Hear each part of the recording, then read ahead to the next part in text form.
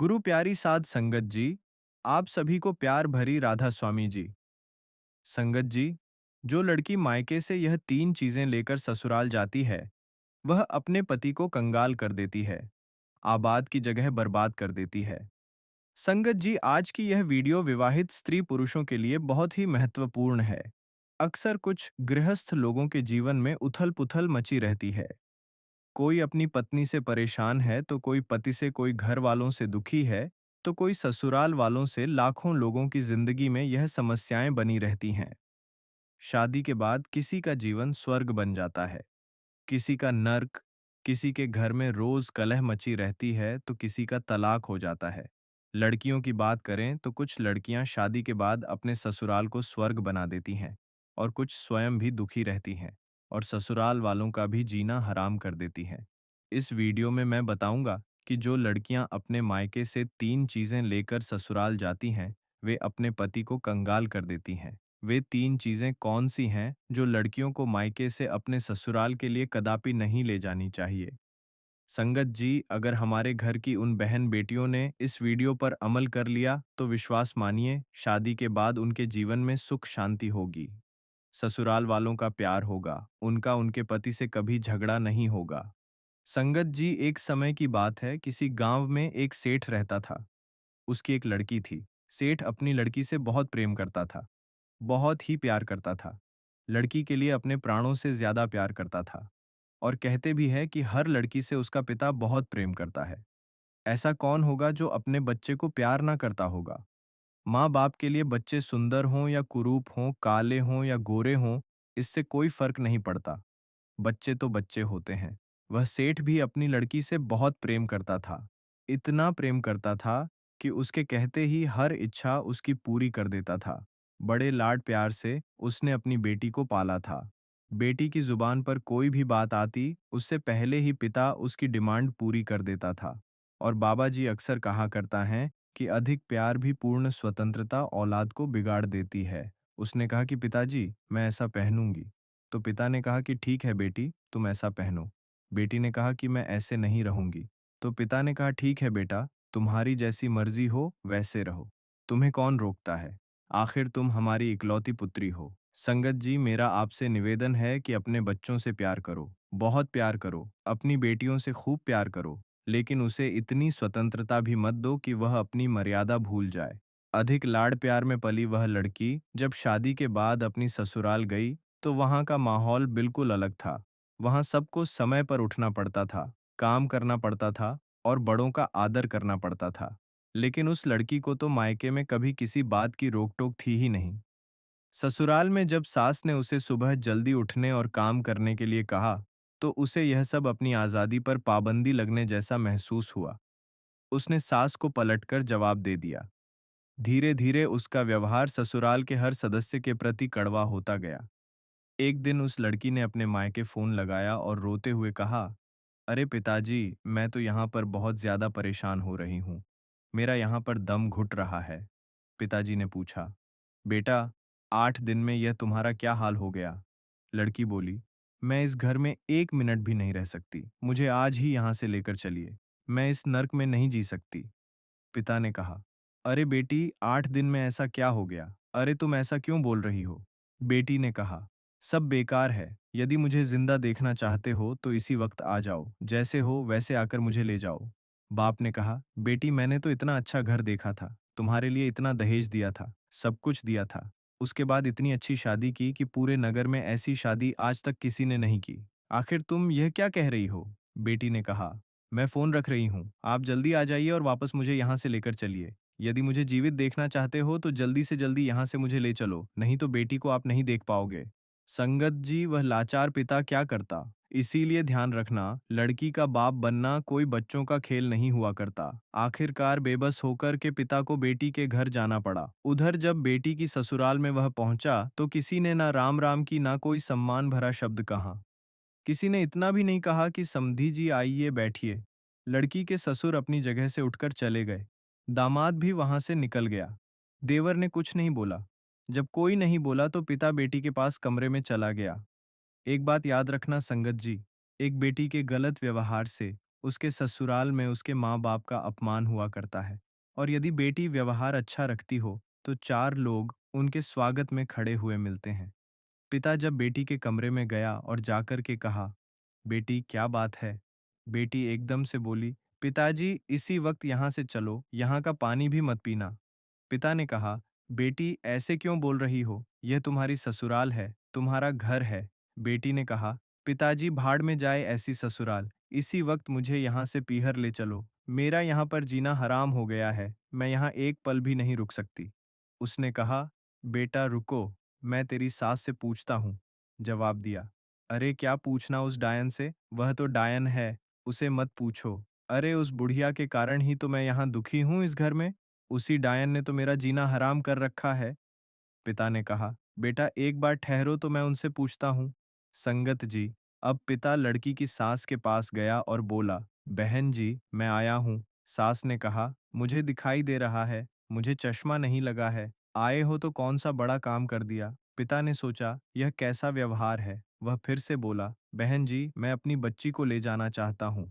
सास कहने लगी, ले जाने आए हो तो इसी वक्त ले जाइए, तुम्हारी लड़की ने मेरा जीना हराम कर रखा है। यह 8 बजे सोकर के उठती है और कोई काम नहीं करती। सीधा हमारा बनाया हुआ खाना चाहिए और किसी ने कुछ कह दिया तो एक की चार सुनाया करती है।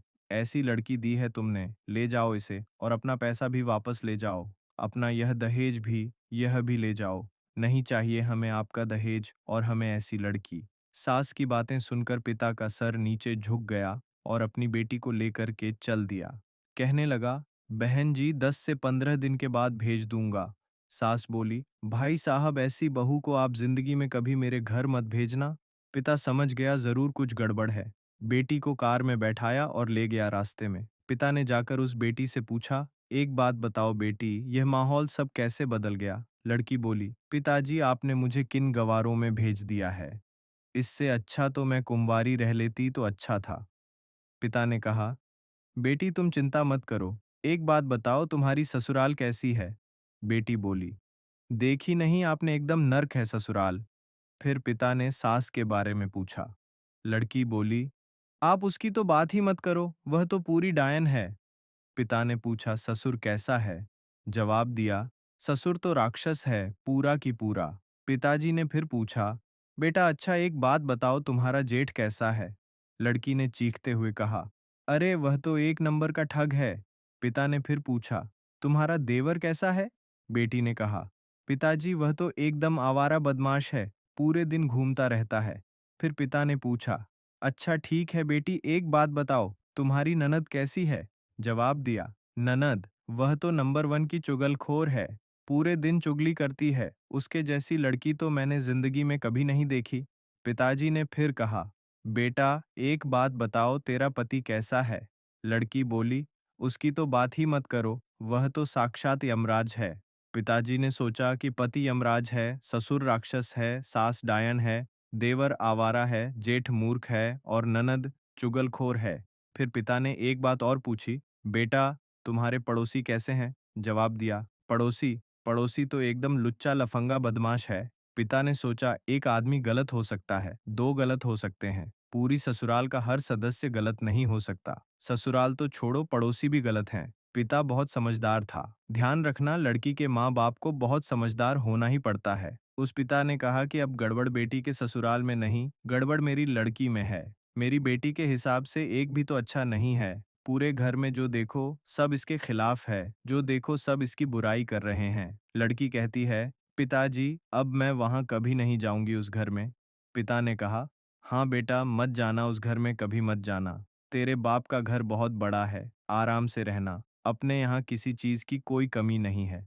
संगत जी पिता बेटी को बुला लाया अपने घर। उधर भाभीियों ने देखा कि अच्छा अब यह यही रहने आई है, मेरी ही छाती पर दाल दलेगी। संगत जी एक बात याद रखना, 2 4 8 दिन के लिए मायके में जाओ तो भाभियां भी इज्जत करती हैं। भाभीियों ने भी वही किया, 10 5 दिन तक तो अपनी ननद की इज्जत से खूब खातिर खुशामद की। उसके बाद जब पता चला कि यह यही रहेगी तो उसके हाथ में झाड़ू पोछा पकड़ा दिया। कहने लगी, बहुत हो गई खातिरदारी, अब यहाँ रहना है तो काम तो करना ही पड़ेगा। लड़की ने कहा, अरे भाभी तुम तो मुझे इतना प्यार करती थीं, अब यह कैसी बातें कर रही हो? भाभी ने कहा। करती थी, लेकिन तौर तरीके से होगी तो ही प्यार करेंगे। अब तो तू ससुराल छोड़कर आ गई है और यही रहेगी, हमारी छाती पर दाल दलेगी। भाभी का दो टूक जवाब सुनकर लड़की सोचने लगी। अरे अब तो भाभी का नेचर ही बदल गया है। संगत जी याद रखना, लड़की अगर ज्यादा पीहर में रहे तो इज्जत सम्मान तो वैसे भी खत्म हो ही जाएगा। लड़की की शान तो पीहर से डोली उठना है और ससुराल से अर्थी उठने में है। भाभी का व्यवहार बदल गया था। मंदिर गई जब 2 महीने हो गए बाप के यहाँ रहते हुए। अब तो मंदिर वालों को परेशानी हो गई। साथ की लड़कियां सोचने लगी, यह तो काफी दिनों से यहाँ रह रही है, इसका पति इसे क्यों नहीं लेने आ रहा। यह बात सच है संगत जी, बेटी अपने बाप के घर रहती है लेकिन पड़ोसियों का पेट दुखने लग जाता है। सहेलियां मिलती हैं, पूछती हैं, कैसी घूम रही हो, जीजा जी लेने के लिए नहीं आए क्या? उसने कहा। सत्यानाश हो उस जीजा का, वह मुझे ससुराल में नहीं रहने दे रहा है, ना मुझे पीहर में रहने दे रहा है। जहाँ जाए, शादी में जाए, पार्टी में जाए, कहीं भी जाए, हर कोई पूछने लगता है कि जीजा जी लेने नहीं आ रहे हैं। छोड़ दिया क्या? अब तो वहां की बातें सुन सुन के लड़की परेशान हो गई। उसने कहा, अरे यहाँ जीना तो और भी हराम हो गया है। उसने कहा, मैं तो मर गई, आसमान से गिरी और खजूर पर लटक गई। ध्यान रखना, यह मोहल्ले वाले नहीं जीने देते हैं। इनको बड़ी परेशानी हो जाती है कि क्यों नहीं जा रही हो, क्या बात है, क्या लड़ाई झगड़ा हो गया। संगत जी और मंदिरों में औरतें इकट्ठी होकर यह चर्चा करने लगीं कि फलाने सेठ की लड़की ससुराल नहीं जाती है, लगता है उसके पति ने उसे छोड़ दिया है। अरे हमें तो मालूम था यह तो ऐसी ही है, ये कहीं भी रहने वाली नहीं है। धीरे धीरे संगत जी यह बात जब लड़की ने सुनी तो वह परेशान हो गई। उसने कहा, यहाँ तो मेरा जीना हराम हो गया है। 3 महीने में ही उसका जीना दूभर हो गया। एक दिन वह बड़ी उदास बैठी हुई थी। पिता ने देखा कि मेरी लड़की उदास बैठी है। उसने जब अपनी बेटी को ज्यादा दुखी देखा तो कहने लगा, बेटी क्या बात है? बेटी ने कहा, पिताजी मेरी ससुराल तो बिल्कुल नर्क है और यहाँ शादी के बाद जब से आ गई हूँ तो मेरी इज्जत ही मिट्टी में मिल गई है। जिसे देखो मुझे शक की निगाहों से देखता है। जिससे बात करो तो पहला प्रश्न उसका यही होता है कि जीजा जी कहाँ हैं। अब जीजा जी ने तो मेरा जीना हराम कर दिया है। इससे अच्छा तो पिताजी मेरी शादी ही ना होती। याद रखना संगत जी, यदि मोहल्ले वाले टोकते हैं, समाज टोकता है तो यह बुरी बात नहीं है। ऐसे ही टोका करो, क्योंकि आपके टोकने से किसी का घर उजड़ने से बच जाएगा। लड़की अब बहुत दुखी है। पिता ने पूछा, बेटी एक काम करोगी? बोली, क्या? पिता बोले, अपने नगर में एक महाराज जी पधारे हैं, बड़े पहुंचे हुए संत हैं। मैंने तेरी चर्चा उनसे की थी। बेटी ने पूछा, तो क्या बोला महाराज ने? पिता बोला, पहले मेरी बात शांति से सुनो। उन्होंने मुझे एक मंत्र दिया है। यदि उस मंत्र की आप साधना करो और उस मंत्र का जाप 6 महीने तक कर लो तो तेरी ससुराल तेरी मुट्ठी में आ जाएगी। बेटी ने कहा, मुट्ठी में आ जाएगी? बोले, हाँ। लड़की यही तो चाहती थी कि सब कुछ उसके अंडर में हो, ससुराल में उसका राज हो जाए, वह महारानी बन जाए, सब लोग उसके इशारे पर काम करें। बस इनको ससुराल का राजपाट चाहिए और कुछ नहीं। वह चाहती है कि घर की चाबी उसके पास रहे, घर की मालकिन बनकर रहे, किसी के अनुशासन में ना रहना पड़े। पिता ने कहा, बेटा 6 महीने में तेरी ससुराल का पूरा वातावरण बदल जाएगा। तू ससुराल जाना चाहेगी। उसने कहा, पिताजी यदि ऐसा हो जाएगा तो मैं क्यों नहीं जाना चाहूंगी। क्या मेरे जाने से सब कुछ मेरी मुट्ठी में हो जाएगा? पिता ने कहा, हाँ बेटी, सब कुछ तेरी मुट्ठी में होगा। तेरा पति तो तेरे आगे पीछे घूमेगा, सास तेरे पैर छुएगी। बेटी ने कहा, क्या पिताजी, वास्तव में सास मेरे पैर छुएगी? अरे मैं ऐसे ही तो ससुराल चाहती हूँ। पिता ने कहा, बेटी सब कुछ तो ठीक हो जाएगा, लेकिन महाराज ने कहा है कि इस मंत्र का जाप करना होगा। जवाब दिया, पिताजी, देखो यह मंत्र वंत्र मुझे तो याद नहीं होगा, और कोई काम हो तो बताओ। पिता ने कहा, ठीक है बेटी, मंत्र मैं जप लूंगा, लेकिन साधना तू कर लेना, फिर देखना तुरंत प्रभाव पड़ेगा। लड़की पूछने लगी, पिताजी मुझे क्या साधना करनी है? जवाब दिया, साधना तो इतनी करनी है कि 6 महीने किसी को जवाब नहीं देना है। 6 महीने तक किसी को कुछ नहीं बोलना है। 6 महीने तक तुम्हें चुपचाप ईमानदारी से घर का सारा काम करना है। क्या तुम इस काम के लिए तैयार हो? बेटी ने कहा, पिताजी मैं तैयार हूँ। बस 6 महीने की तो बात है। 6 महीने के बाद मेरी ससुराल मेरी मुट्ठी में हो जाएगी, फिर मैं उन्हें देखती हूँ। पिता ने कहा, बिल्कुल बेटी, ससुराल के सारे लोग तेरे इशारों पर नाचेंगे। अगर ऐसा ना हो तो तू ये तेरा घर है, तू यहाँ वापस चले आना और आराम से रहना। संगत जी, अब क्या होता है? वह पिता अपनी बेटी को लेकर उसकी ससुराल में जाता है। सबने देखा कि वह फिर से आ गई है। ये हमारी जान की आफत है। उस समय भी उनसे कोई नहीं बोला। पति ने दो चार शब्द कहे। आ गई कुल कलंकिनी इस घर को बर्बाद करने के लिए। पति की बात सुनकर गुस्सा तो इतना आया, लेकिन उसके पिता ने कहा, बेटी, साधना, आपको ध्यान रखना है। कुछ भी नहीं बोलना है 6 महीने तक। अगर बोल गई तो मेरी कोई जिम्मेदारी नहीं होगी। उसके बाद में सेठ अपनी बेटी को लेकर उसकी सास के पास में जाता है और कहता है कि बहन जी, मैं आपकी बहू को लेकर आ गया हूँ। सास ने कहा, अरे क्यों लेकर आए हो इसे, इस चंडाल को? यह तो हमारे घर को बर्बाद कर देगी। अरे यहाँ से ले जाओ, मुझे इसकी कोई आवश्यकता नहीं है। तब पिता हाथ जोड़ करके कहने लगा, बहन जी, एक बार इसको मौका दे दो, क्योंकि एक बार तो हर किसी को एक मौका देना चाहिए। सास ने कहा, ठीक है भाई, जब ऐसी बात है तो ठीक है। इस प्रकार संगत जी, वह पिता अपनी बेटी को समझा के अपने घर चला जाता है, अपने घर के लिए जाता है और कहता है कि बेटी, बस 6 महीने के लिए तुम्हें यह साधना करते रहना है। उसके बाद में यह ससुराल तुम्हारी मुट्ठी में होगी। जो चाहो वह करना और हमारी बात को ध्यान रखना। कोई भी तुमसे कुछ भी कहे, चाहे गुस्से में कहे, चाहे कुछ भी कहे, लेकिन उसी समय तुम्हें मेरी बात को याद रखना है और साधना को बिल्कुल नहीं भूलना है। संगत जी, इतना कहने के बाद वह पिता अपने घर को चला जाता है। इधर लड़की रात भर रुकती है। सुबह जब होती है तो उठ कर के अपनी सास के पास जाती है और पैर छूने लगी। कहने लगी, माँ जी, क्या हमें आशीर्वाद नहीं दोगी? सास तो गुस्से से भरी हुई पहले से बैठी थी, लेकिन जब बहू ने पैर छुए और कहा कि माँ मुझे आशीर्वाद दीजिए, तो उस सास के लिए दिल में झटका सा लगा। सोचने लगी, हमारे पैर छूकर आज तो यह आशीर्वाद मांग रही है, यह उल्टी गंगा कैसे बहने लगी? अरे ये वही बहू है जो मैं एक कहती थी तो यह 10 सुनाती थी और आज हमारे पैर छूकर आशीर्वाद मांग रही है। बहू ने कहा, माताजी, अगर कोई गलती हो तो हमें क्षमा करना। आज के बाद मैं कोई गलती नहीं करूंगी, मेरी गलतियों को माफ कर देना और मुझे आशीर्वाद दे दो।